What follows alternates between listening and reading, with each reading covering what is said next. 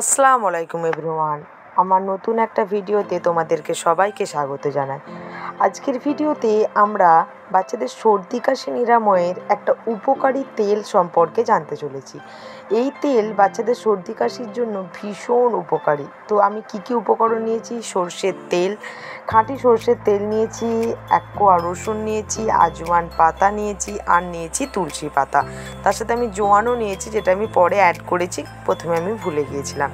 তো আমি সমস্ত উপকরণগুলোকে ভালোভাবে ফোটাবো, যতক্ষণ না তাদের কালারটা চেঞ্জ হয় ততক্ষণ পর্যন্ত ফোটাবো।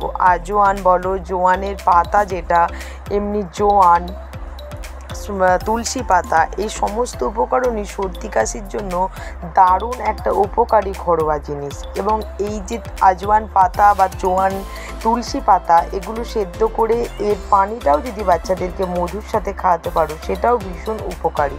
তো 6 মাসের নিচের বাচ্চাদেরকে আমি ব্যবহার করতে সাজেস্ট করব না, ডাক্তারের পরামর্শ নিয়ে সাজেস্ট করাটাই বেস্ট। কারণ সর্ষের তেল সবার শরীরে কিন্তু শ্যুট করে না, তো সেটা আগে দেখে নেবে। তো এটা তোমরা অনেক দিন বা কিছু দিনের জন্য বানিয়ে রাখতে পারো। তো এটা আমি একটা এয়ারটাইট একটা গ্লাস জারে আমি রেখে দেবো বেশ কিছু দিনের জন্য।